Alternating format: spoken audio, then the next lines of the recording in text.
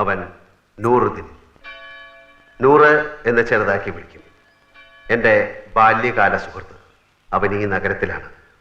ഇവിടെ മാമ ബീരാനിക്കയുടെ കൂടെയാണ് നൂറിന്റെ താമസം. മാമയുടെ കച്ചവടത്തിന് സഹായിക്കലാണ് പണി.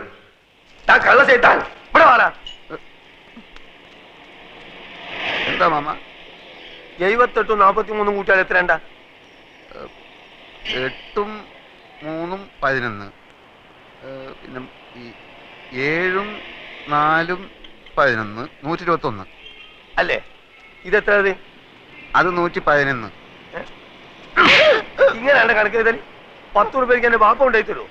ഇയാളെ മുടിപ്പിക്കാനായിട്ട് കുടിക്കാനല്ലേ?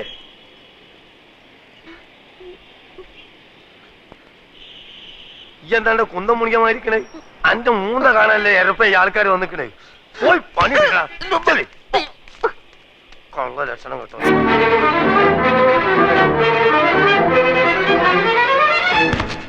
എടാ ദൂരെ എന്റെ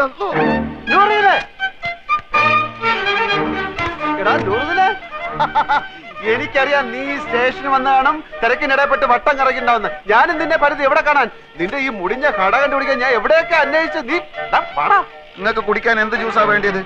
ഗ്രേപ്പ്, പൈനാപ്പിൾ, ഓറഞ്ച്, മാംഗോ, സാത്തുകുടി? ഇനി എനിക്ക് എന്തിനാടാ ജ്യൂസ്? നിന്നെ കണ്ടപ്പോ തന്നെ എല്ലാ ജ്യൂസും ഒരുമിച്ച് കുടിച്ച പോലെ ആയില്ലേ? എവിടെ നിന്റെ അർത്ഥ കൈക്ക് ഉപ്പ് തേക്കാത്ത മാമ? നിന്റെ കട കൊള്ളാമല്ലോ. നിന്റെ മാമ തട്ടിപ്പോയാല് പിന്നെ ഈ കട നിനക്കായിരിക്കും അല്ലേ? ധാരണ്ടേ ഞമ്മക്ക് അറിഞ്ഞൂടാ.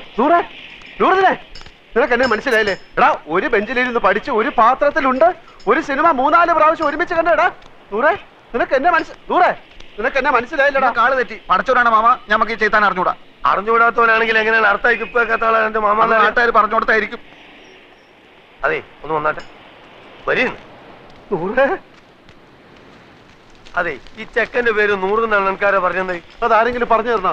ഇമാതിരി മുമ്പിലായക്കാരെ ഞാൻ ദിവസേന കാണുന്നുണ്ട്. ഞാൻ അങ്ങനത്തെ ആളൊന്നുമല്ല. ഇതൊക്കെ ചോദിക്കാൻ നിങ്ങളാരാ? നിന്റെ പേര് എനിക്ക് ആരും പറഞ്ഞു തന്നില്ലേ? നിങ്ങളുടെ പേര് പറഞ്ഞിട്ട് എനിക്ക് എന്ത് കാര്യം? കാര്യം തന്നെ എനിക്ക് പറയുമ്പോ കേക്കാം. നീ ഇപ്പൊ പറഞ്ഞില്ലേ അർത്ഥമായിക്ക് ഇപ്പൊക്കാത്തൊരു മാമനെ പറ്റി? ആ മാമാണ് ഈ മാമ. അയ്യോ മാമ, സോറി മാമ, ഞാൻ അങ്ങനെ ഉദ്ദേശിച്ചൊന്നും പറഞ്ഞല്ല. ഞാൻ ചുമ്മാ പറഞ്ഞ. നമുക്ക് ഈ എന്താ നമ്മളെ മാമാന്ന് വിളിക്കുന്നത്? എന്റെ അമ്മ എന്താ നമ്മളെ പെങ്ങളച്ചാ? ഇല്ലാത്ത പരിചയം കാട്ടി ഓരോരോ ഹമാറുകൾ വലിഞ്ഞു കയറും കേരളക്കാരെ പറയിപ്പിക്കാൻ. മേലാലിന്റെ പൂടിയന്റെ ചുറ്റുവട്ടത്തിൽ എങ്ങാനും കണ്ടാൽ അന്റെ കാൽ അടിച്ചിട്ട് ഞാൻ എൽഷേപ്പാക്കും. ആ പോ പോ ഇങ്ങോട്ട് പോ കളവേ.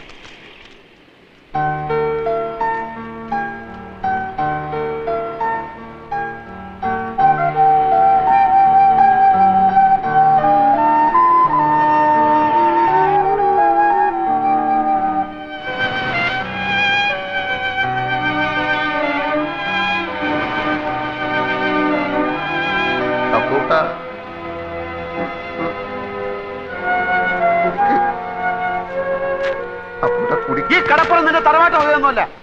നിനക്ക് എന്നെ അറിയില്ലല്ലേടാ പൊന്നി. എടാ, സ്കൂളിൽ പഠിക്കുമ്പോ ഞാൻ നിനക്ക് എത്ര ഐസിക്ക് വാങ്ങിച്ചു തന്നിട്ടുണ്ടോ? എടാ, എല്ലാ കണക്ക് പരീക്ഷയ്ക്ക് നീ എന്റെ പേപ്പർ കോപ്പി അടിച്ചല്ലേടാ ജയിച്ചത്?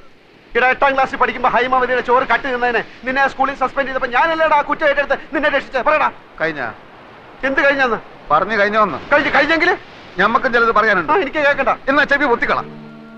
പലിശക്ക് പണം കൊടുക്കുന്ന മാമാന്റെ ആട്ടും തുപ്പും സഹിച്ചിട്ട് നമ്മളിവിടെ കയ്യാ. എന്തിന്? മൈമുനേനെ മറ്റാരും തട്ടിക്കൊണ്ടുപോകാതിരിക്കാൻ വേണ്ടി. ശമ്പളം ഇല്ല, നല്ലൊരു ഷഡ്ഡി വാങ്ങാനുള്ള പൈസ പോലും അയാൾ തരില്ല. സഹിക്കുക. അങ്ങനെ ഇരിക്കുമ്പോൾ കഴിഞ്ഞ കൊല്ലം നാട്ടിൽ നിന്നൊരു പഹയം വന്ന് ചാടി. നമ്മളെ കോയിക്കലെ മൊയ്തൂക്കാന്റെ മോൻ ഖാലിദ് നമ്മളെ കൊണ്ടാവും പോലെ അവനെ നമ്മൾ സൽക്കരിച്ച് ഒടുക്കം മാമാന്റെ കയ്യിൽ നിന്ന് 500 റുപ്യ വാങ്ങിയിട്ടോ മുങ്ങിക്കളഞ്ഞു. അതിനുശേഷം നമ്മളെ കൂട്ടുകാരനാന്ന് പറഞ്ഞിട്ട് ആര് വന്നാലും മാമാന്റെ അടി ഞമ്മക്ക. ആ ഒറ്റ കാരണം കൊണ്ടാണ് അപ്പക്കുട്ട അറിയാത്ത പോലെ നമ്മൾ ആക്ട് ചെയ്തത്.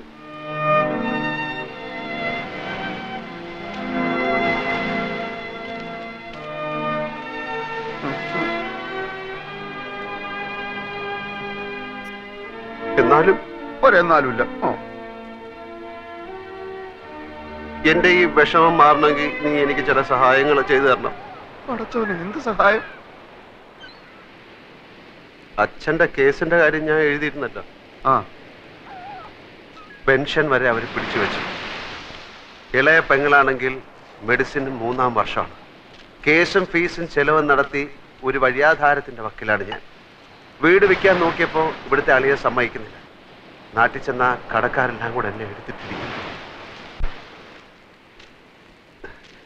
ഈ അവസ്ഥയിൽ എനിക്ക് എന്ത് സഹായമാണ് വേണ്ടതെന്ന് നിനക്ക് ഊഹിച്ചൂടെ? ഊഹിക്കാം. ആദ്യം കിടക്കാനൊരു സ്ഥലം, അതെ, പിന്നെ ഒരു പണി. അതെ. രണ്ടും നടക്കൂല. നൂറേ, മോനെ അപ്പക്കുട്ട, നമ്മൾ തലയായിക്ക് നേടിയാന്നറിയാം നിനക്ക്? ഇത് അങ്ങോട്ട് നോക്ക്. ആ ജ്യൂസ് കടയുടെ പിന്നിലൊരു മറയുണ്ട്, അവിടെയുള്ളൊരു ബെഞ്ചില. നല്ല വീതിയുള്ള ബെഞ്ചാണോ? ബെഞ്ചിന് വീതി ഉണ്ടോ ഇല്ലയോ എന്നുള്ളതല്ല പ്രശ്നം. പകൽ നേരത്ത് മാമ വരുമ്പോ എന്നെ അവിടെ കാണില്ല, എന്നെ അവിടെ കാണില്ല. അങ്ങനെ കിടക്കാനൊരിടം കിട്ടി. എവിടെ പോയി എന്ത് ജോലി തേടണമെന്നറിയാതെ നടന്നപ്പോഴാണ് കയ്യിൽ വന്നു വീണ ഒരു പത്രത്തുണ്ടിൽ ഒരു പുതിയ പെയിന്റ് കമ്പനിയിൽ സെയിൽസ് റെപ്രസെന്റേറ്റീവിനെ വേണമെന്നറിഞ്ഞത്. 3000 രൂപ ശമ്പളം, ടൈ കെട്ടണം, ബെൽറ്റും ഷൂവും വേണം, എല്ലാം ഓക്കെ. പക്ഷെ ജോലി വേണമെങ്കിൽ സ്വന്തമായി ഒരു മോട്ടോർ സൈക്കിൾ ഉണ്ടാവണം. ഒന്ന് തൽക്കാലം വാടകയ്ക്കെടുത്ത് ജോലി സംഘടിപ്പിച്ചു. പക്ഷേ അതുകൊണ്ടായില്ല. നൂറിനോട് കാര്യം അവതരിപ്പിച്ചു. നിങ്ങൾ നിങ്ങളുടെ ഇഷ്ടം പോലെ ചെയ്. ബാപ്പ എങ്ങാനും അറിഞ്ഞാ അറിയാലോ. അറിയാ എന്റെ കരളെ. പറയാ ചതിക്കല്ലേ, സ്നേഹമുള്ളവളാ മൈമുന. എടാ നൂറെ, 5000 രൂപ കൊടുത്താൽ മാർവാടി ബൈക്ക് വരും. 2000 എന്റെ കയ്യിലുണ്ട്. ഇത് വെച്ച് 3000. ബൈക്കും ജോലിയും കയ്യിൽ. 600 രൂപ അടവുള്ളൂ. എല്ലാം ശരിയാവും. നീ വാ. ഇടക്കാല ആശ്വാസം പോലെ ഒരു മുറിയും പണിയുമായി. ജീവിതം കൂടുതൽ വഷളാവുകയാണ്. ആഹാരവും വാടകയും പെട്രോളും കഴിയുമ്പോൾ ശമ്പളം തീരുന്നു. 3 മാസമായി ബൈക്കിന്റെ കുടിശ്ശിക അടച്ചിട്ടില്ല. ബൈക്ക് വാങ്ങാൻ കാശ് എന്ന മാർവാടിയുടെ ഗുണ്ടകൾ അത് പിടിച്ചു വാങ്ങാൻ തപ്പി നടപ്പ് തുടങ്ങി. അതിലും കഷ്ടമാണ് നൂറിന്റെ മുഖത്ത് നോക്കാൻ. മൈമുനയുടെ 3000ന്റെ പലിശ കയറി വരുന്നു. പെയിന്റ് വിറ്റ് കിട്ടുന്ന കമ്മീഷൻ കൊണ്ട് ജീവിതം മുന്നോട്ട് പോകുന്ന ലക്ഷണമില്ല. നാട്ടിലെ കാര്യം അതിലും കഷ്ടമാണ്. അങ്ങനെ ഇരിക്കെയാണ് കമ്പനിയുടെ സൂപ്പർവൈസർ ബാലൻ ഒരു പെയിന്റ് കട തുടങ്ങുന്ന കാര്യം പറഞ്ഞത്. എംപ്ലോയീസിന് കമ്പനി 90 ദിവസത്തെ സ്റ്റോക്ക് കടം തരും. കച്ചവടം കഴിഞ്ഞ് കാശ് കൊടുത്താൽ മതി. കട തുടങ്ങാനുള്ള കാശ് ബാങ്കിൽ നിന്ന് ലോൺ തരും. ചെറിയ തോതിൽ തുടങ്ങിയതാ ഞാൻ. ഇപ്പൊ എല്ലാ ചെലവും പോയിട്ട് മാസം 20,000 രൂപ എന്റെ പോക്കറ്റിൽ കിടക്കും. ഞാൻ ബാങ്കിൽ പോയി അന്വേഷിച്ചു, അപേക്ഷിച്ചു. 2 വർഷത്തേക്കെങ്കിലും സ്വന്തമായോ വാടകയ്ക്കോ ഒരു കട കയ്യിലുള്ളതായി കാണിച്ചാൽ ലോൺ തരാം എന്ന് സർദാർജി മാനേജർ പറഞ്ഞു. കൊടുക്കാന്ന് പറഞ്ഞിട്ട് മാസം 2ആയി. മാമ അറിഞ്ഞാൽ എന്റെ മയ്യത്തും ഓളം നിക്കാഹ് ഒരുമിച്ച് നടക്കും. എടാ, അതിപ്പോ ഞാൻ പണം കൊടുത്താലും നിന്റെ മയ്യത്തും അവളുടെ നിക്കാഹും ഒരു ദിവസം തന്നെ നടക്കും. നീ അയാളെ താങ്ങി നടക്കുന്നിടത്തോളം കാലം ഈ നിക്കാഹ് നടക്കില്ല. ഓളെ വേറെ ആരെങ്കിലും കെട്ടിക്കൊണ്ടുപോകും. ബേജാറാക്കുന്ന വർത്താനം പറയല്ലേ അപ്പക്കുട്ട. നീ ഒരു കാര്യം ചെയ്യും, നീ ആ കട തൂത്തുവായിരുന്ന പണി നിർത്തിയിട്ട് സ്വന്തമായിട്ടൊരു കച്ചവടം തുടങ്ങാൻ നോക്ക്. അതിന് പണം വേണ്ടേ? ഉണ്ടാക്കണം. അതെങ്ങനെ? നീ എന്റെ കൂടെ നിൽക്കേ. ഞാനൊരു പെയിന്റ് കട തുടങ്ങാൻ പോവാണ്. ഒരു 4 ലക്ഷം രൂപയാവും. പണം കായ്ക്കുന്ന മരന്തെങ്കിലും നട്ടുപിടിപ്പിച്ചിട്ടുണ്ടെങ്കിൽ 4 ലക്ഷം പോലും. എടാ, ബാങ്ക് തരും. മാനേജറെ പോയി കണ്ടു. നല്ല അമ്പോട്ടി ഒടിസിങ് ലോണിനുള്ള ആപ്ലിക്കേഷൻ കൊടുത്തു. അടുത്ത ആഴ്ച കാശ് കിട്ടും. അപ്പൊ കൂട്ടാ നമ്മളെ അങ്ങനെ മണ്ടനാക്കല്ലേ. നിനക്ക് എന്നെ വിശ്വാസം ഇല്ലെങ്കിൽ നീ എന്റെ കൂടെ വാ. ബാങ്ക് മാനേജറുടെ വായിൽ തന്നെയൊക്കെ 2 ലക്ഷം രൂപ ഡിപ്പോസിറ്റ് കൊടുത്താൽ 10 ലക്ഷം രൂപയുടെ സ്റ്റോക്ക് വരും. വിറ്റിട്ട് 3 മാസം കൊണ്ട് പൈസ തിരിച്ചു കൊടുത്താൽ മതി. കടയുടെ വാടക 1.25 ലക്ഷം രൂപ. പോയിട്ട് 75,000 25,000 വീട്ടിലേക്ക് അയച്ചു കൊടുത്താലും കുറെ നാളത്തേക്കുള്ള കേസും ഫീസും നടക്കും. ബാക്കി 50,000 15,000 കൊണ്ട് മറ്റേ മോട്ടോർ ബൈക്ക് മാറാടിയുടെ മുഖത്ത് വലിച്ചോണ്ട് കൊടുക്കും. ബാക്കി 35,000 15,000 കൊണ്ട് അന്തസ്സുള്ള വൃത്തിയായിട്ടൊരു സ്ഥലം താമസിക്കാൻ. അപ്പൊ മൈമനയുടെ 3000 അത് കൊടുക്കും. പോയിട്ട് 22,000. അത് ഞാൻ എന്ത് ചെയ്യുന്നറിയോ? കൊറേ കുപ്പായം വാങ്ങും, കൊറേ സിനിമകൾ. എടാ മണ്ട മുത്തപ്പ, അത് ഞാൻ നിനക്ക് തരും. ഒരു ജ്യൂസ് കട തുടങ്ങാൻ.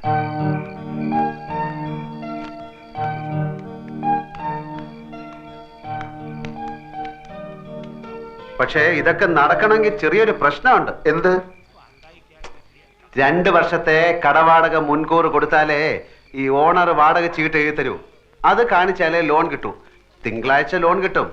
5 ദിവസത്തേക്ക് ഒരു 1.25 ലക്ഷം രൂപ ലോൺ കിട്ടി. അപ്പൊ തന്നെ തിരിച്ചു കൊടുത്തേക്കാം. നിനക്കാരാ എത്ര ഉറുപ്പ്യ കടം തരിക? നീ വിചാരിച്ചാലേ നടക്കും. നീ വിചാരിച്ചാലേ നടക്കും. അതെങ്ങനെ? നിന്റെ മാമ എടുത്ത് ചോദിച്ചാൽ. നടന്നു തന്നെ. ആളും തരവ് മുതൽ നോക്കിയിട്ടാ മാമ കാശ് കൊടുക്കുക. നിനക്കാന്ന് പറഞ്ഞാൽ 10 ന്യായ പൈസ വരില്ല. എന്ത് കണ്ടിട്ടാ? എടേ, എനിക്ക് വേണ്ട.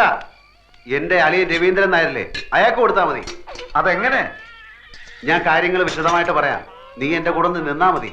ഇതൊന്നും എനിക്ക് വേണ്ടിയിട്ട് മാത്രമല്ല കേട്ടോ. മൈമുനയുടെ നിക്കാഹ് നിന്റെ മയ്യത്ത് ഒരുമിച്ച് അടക്കാതിരിക്കാൻ കൂടി വേണ്ടിട്ടോ ഞാൻ ഇതൊക്കെ പറയുന്നത്. ഇതൊക്കെ എങ്ങനെ നടക്കും ആദ്യം പറ.